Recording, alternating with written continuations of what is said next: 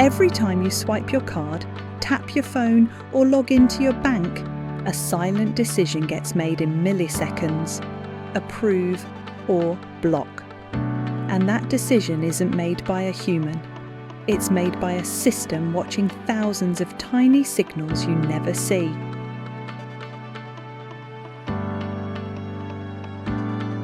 Most people think banks detect fraud by looking for big red flags: a huge purchase, a foreign country, a stolen card report. But that's not how fraud detection actually works. Banks don't look for suspicious transactions, they look for broken patterns. Your spending creates a behavioural fingerprint where you usually shop. When you usually spend, how much you usually spend, how fast purchases normally happen, which devices and locations are normal for you. Fraud detection systems don't ask, "Is this transaction bad?" They ask, "Is this you?" Every transaction is scored using dozens of signals at once: location versus your recent locations, merchant type versus your history, purchase size versus your normal range, time of day device or card method, speed between transactions. Each signal adds or subtracts risk.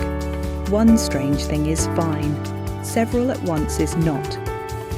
Here's the wild part: banks usually have less than 300 milliseconds to decide. That means no human review, no deep investigation, just probability.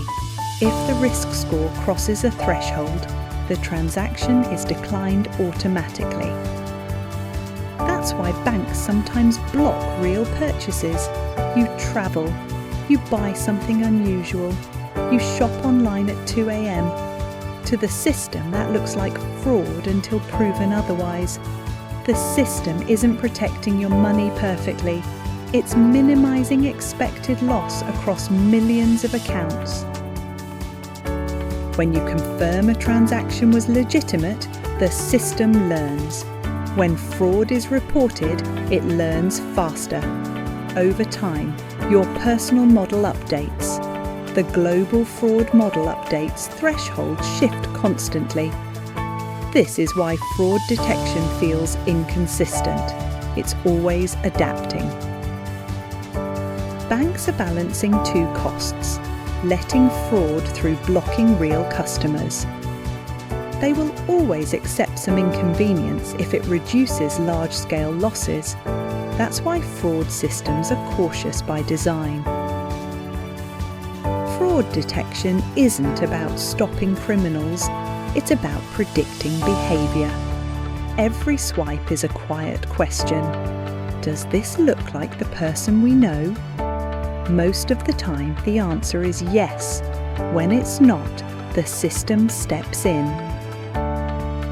Now you know what's actually happening when your card gets declined for suspicious activity. If you want more videos explaining the invisible systems behind everyday life, subscribe to How It Actually Works.